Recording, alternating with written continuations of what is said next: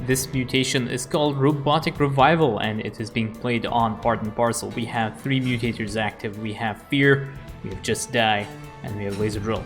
So, the first thing I want to talk about is identifying the enemy composition on this map. From here, I know that the enemy composition, well, obviously I have played this mutation, so I do know what the enemy composition is, but at this point in the game, I already did know what the enemy composition is. We are playing up against Darren, and the reason why is at the start of the game, what I did is I attacked these boxes with one of my SCVs. Now, if you actually check the creep on the minimap, if you press Alt-T, you will see that there is no creep available. So the next thing you can do is, so you know it's not Zerg, so the next thing you do is send a worker to attack one of these boxes. And if the enemy composition indicator appears over here, then you know you will be dealing with a Protoss composition. But because there is no enemy composition indicator here, you are pulling up against Terran. So this is a way of uniquely identifying the enemy race on this mission. And if you're lucky, and if you're up against Protoss, you'll actually know what the enemy composition is. And that is something else to take into consideration here. This mutator set is not terrible, given the circumstances. Laser Drill is kind of annoying.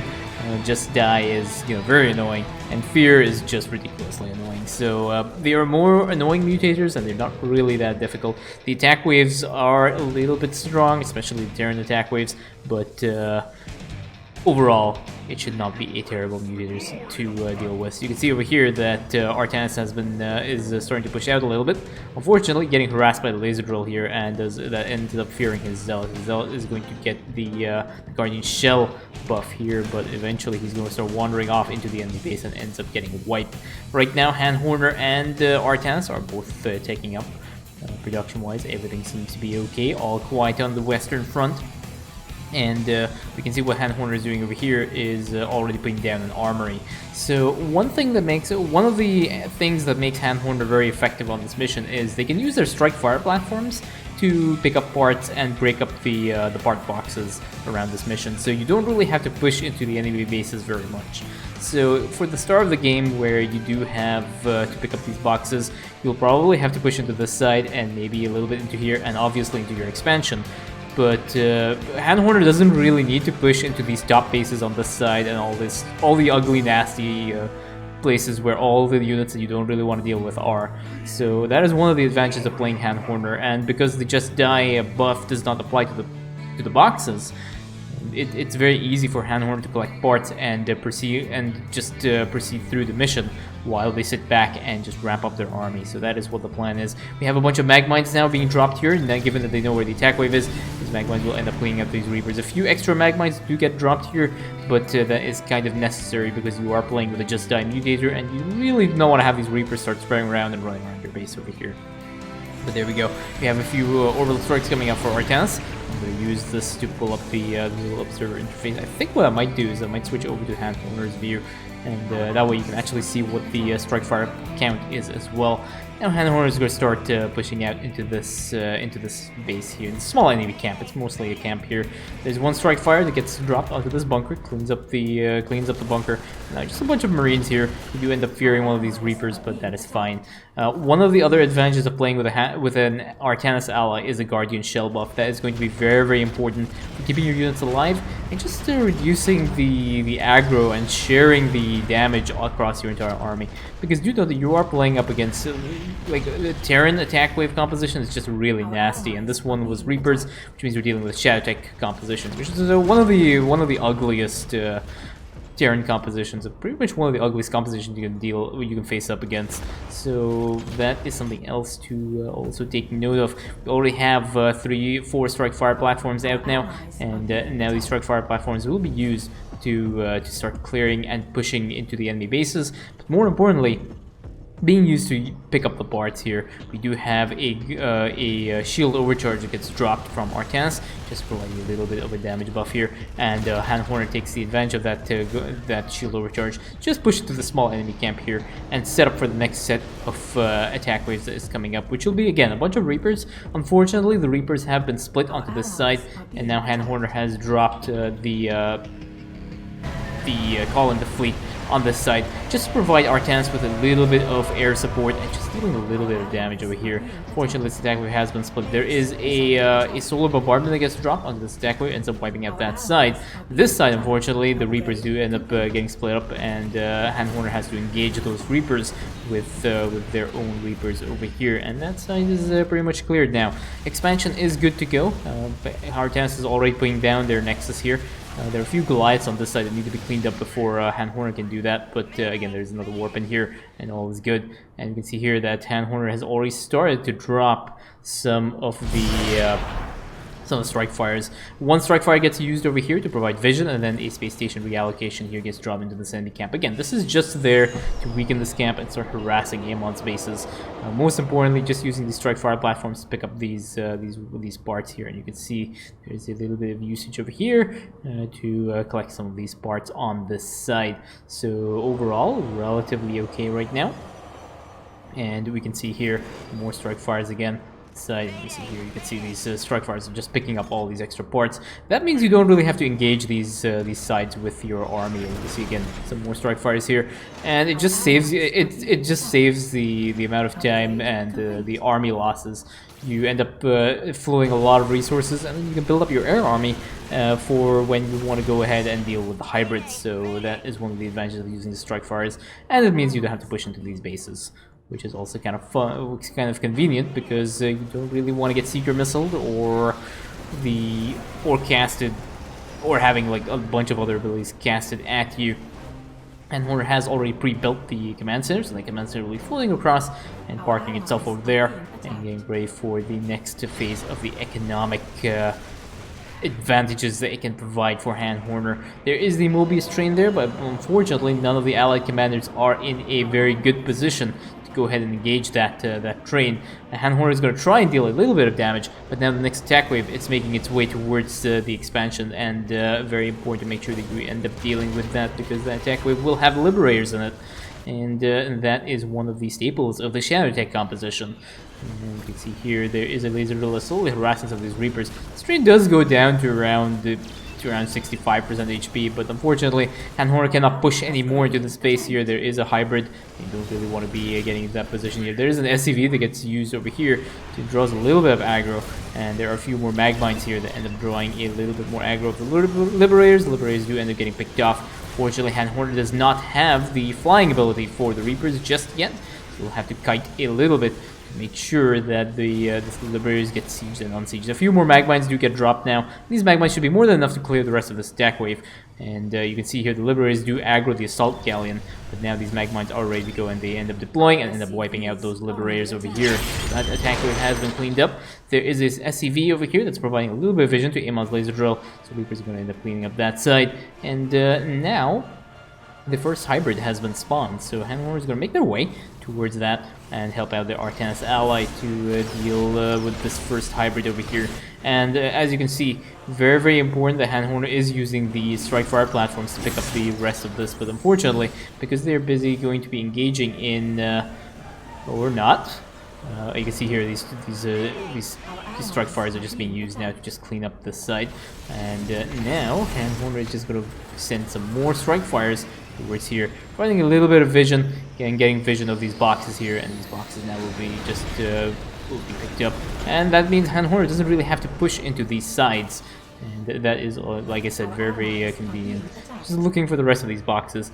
Now Handhorner is going to get ready, just picking up a few more Reapers and getting ready to go and start pushing into and dealing with this hybrid as well. Artanis is having a little bit of a harder time, but the Guardian Shell is keeping the units alive. One of the things you have to be careful of is when you're pushing in with Handhorner, your units are not very strong, and they don't even deal a lot of damage up. So there's an attempt to get out of the way here. Does end up dodging this main attack, but the small single target attack does end up connecting with the Assault Galleons. Again, another 2 Assault Galleons do get picked off, and again, they one actually, I'm not sure if that one even got hit by the attack, but as you can see, it does cause a problem. And now the next hybrid has been taken out, and the parts more or less are being collected now. And now there is another There's another call in the fleet that gets used on the side. Nope, not yet. There we go. There's another call in the fleet that gets used here. And again, this is just used to soften up the space. Hand Horner doesn't have to push into these bases, so there's no real advantage to using the call in the fleet on these sides, because you're just going to use the strike fires to pick up the boxes. So they're not pushing to the bases, they're not going to have to clear. So just using the call in the fleet on this side just to provide a little bit more DPS and soften this side. Another attack wave has spawned, and again, strike fire gets used to provide vision, and then a space station reallocation dropped onto that attack wave to take out the first respawn of the Just Die. And we have here another bunch of boxes that Hand Horner is going to be actively picking up. And now the next set of boxes, the next hybrid is ready to go. Artanis is going to go and engage this attack wave. Unfortunately, the attack wave is a little bit too strong. Fear getting in the way here and causing a lot of unit losses because the Dragoons and whatnot are just they're just running around. But overall should be okay. Hand Horner is now in position, has the flying ability for the Reapers, and will end up clearing out that attack wave. There is a few Marauders on the side, but I think Artanis can probably warp in a bunch of units here and clean up that attack wave. But yeah, there we go. Now we have the next train that has spawned, and Hand Horner will be going to try and get this bonus objective, because why not? They already have enough space station, they have enough strike fires. All the strike fires are basically in cooldown, so just waiting for those to come up before they go and pick up the next set of boxes. So they're just going to start building up their army. So far, Hand Horner does have 4 of the wraiths. The wraiths will provide a little bit of DPS. What is this? Oh, this is the strike fires, but they're going to start focus firing down this train. The train is a little bit tanky, but for the most part, this train should end up going down in the process. And now we have a bunch of Dragoons that are making their way towards Amon's base over here, which is a little bit of a risky maneuver because there is a laser drill that is dealing a little bit of damage. There's a Warp in the Reaver and some Immortals as well. Unfortunately, these units are getting feared. The train does end up getting cleaned up, and now Hand Horner can direct their attention towards this base as well. There are a few orbital strikes that end up getting dropped. You can see here a bunch of strike fires do get dropped onto these boxes to pick up the whatever is left here. A few more boxes as well here. A little bit of harass. And again, they're just going to clean up a little bit ahead. Now the next attack wave has spawned and is going to make its way towards Hand Horner's base and towards his expansion side. 2 sets of mines get dropped on here. So this is for the first for the first Just Die respawn, and this is for the next set of units basically after they have ended up respawning. So there we go. These mag mines do get triggered to Just Die Mutator here, and now since these units have respawned, the rest of the attack wave will end up getting cleaned up by the rest of these mag mines over here. So you do have to be careful that you do spread up your mag mines a little bit if you are playing Hand Horner on this mission, so that you do not end up getting kind of caught out of guard or off guard for that matter, because the Just Die will let Amon's units respawn, and they do a lot of damage. Shadowtake is a very nasty composition, as the Liberators, the Battlecruisers, and Ravens, all sorts of stuff you don't really want to deal with. And using your cooldowns to deal with the attack waves is pretty much the most efficient way to play co-op. And especially for Hand Horner, you have these mines pushing in aggressively. You can use the mag mines, but they're much better with dealing with the attack waves if you can position them in the correct spots. So that is one of the other things to take note of. You can see another bunch of strike fires that do get dropped here to pick up the rest of these parts. So this base has essentially been cleared. There's one part left over here, but the rest of the parts now are in the small enclave here. And now Hand Horner is going to make their way here and start attacking this hybrid. And there's another solar bombardment that gets dropped onto this hybrid here. It's casting its little bits of abilities, but the Hand Horner's air army does get stasis by that. But there are a bunch of Reapers here. We'll be able to handle this side without too many problems. And again, there's another attack on that hybrid. Does deal a little bit of damage, but pretty much ends up getting cleared out. And now there is another call in the fleet that is ready for Hand Horner, but they have to pay attention to this hybrid. These hybrid attacks can be devastating, and you can end up losing your entire army if you are not paying attention to this. So we can see here another bunch of strike fires that get dropped, and that one picks up the boxes over there. And now all there's left is that area over there that needs to be picked up. But now there's an attack wave that is making its way here. Unfortunately, Hand Horner's magma is not in position. There is a space station reallocation that gets dropped here. Does end up taking out a big chunk of this side, but there's again a large number of battlecruisers under here, and this is where having multiple mag mines is very important. Battlecruiser does cast its Yamato cannon onto the refinery. There is now a shield overcharge that gets dropped from Artanis to just provide a little bit more tankability to Handhorner's army. Handhorner is already ready. It has the battlecruisers and the wraiths out over here, and now Artanis is pushing into this side to pick up the rest of these remaining parts. There is just this area now left, and Handhorner has 8 strike fires to go and clear and pick up the rest of these boxes. That is what is going to be happening. One of these boxes does get picked up. And now on this side as well, Raven does cast a Seeker Missile, but the Seeker Missile is going to end up missing. And again, just a few more to just clear up the rest of these boxes over here. So all the hybrid has been spawned. Most of these parts have been picked up by Handhorner without even engaging any of these sides. And now Handhorner has to get ready and start pushing into this next enemy base. Now this base has been softened a little bit from the first call in the fleet, but still there are a large number of units over there. There are a lot of Thors, lots of Ravens. There might be even a few hybrids there, and definitely some battlecruisers that are just waiting to deal a little bit of damage. And now there is a strike fire that gets dropped over here, provide some vision, and another call in the fleet now to just again soften this side and take out whatever it can, and just take out whatever of these units it can actually clear on this side. Now over here, Artanis is getting ready to also push into this base. He wants to push from the side, though, it looks like. So he's going to use a bunch of Dragoons here. Unfortunately, none of these units have been cleared up by Handhorner because these are only anti-ground strike fires. They don't really have any anti-air capabilities. And Handhorner wants to start pushing into this side now. The Assault Galleon does get focused down, and the Artanis' Guardian Shell keeps it alive. And but for the most part, this side will be cleared a little bit. There's focus down on the siege tank. You do not want that siege tank shelling your Reapers when the Reapers land. And now the side has been cleaned up, and a bunch of Ravens as well. They get added for the extra bonus damage buff that they will get. And now there are a bunch of Dragoons on this side that are getting ready to push in. But again, pushing into this side is a little bit dangerous. So Handhorner is going to use a few strike fires just to take off some of the enemy defenses and drop some of these on these Goliaths as well here. Just you know, see how they're respawning. That is going to soften up this side. Now the next attack wave has spawned, and unfortunately, this is one of the mistakes I made, is I forgot that this attack wave focuses on your army. So I dropped the mag mines over here by accident, expecting it to go into my to my main, but unfortunately, this attack wave is actually going up towards my army. And this is the last attack wave of this mission will always target your army, so that's something to take note of. I should have put a bunch of mag mines on this side, and I would have completely shredded that attack wave. And now there are a lot of battlecruisers over here. No backup for Handhorner from their ally, but Artanis' Guardian Shell is going to keep a lot of these air units alive.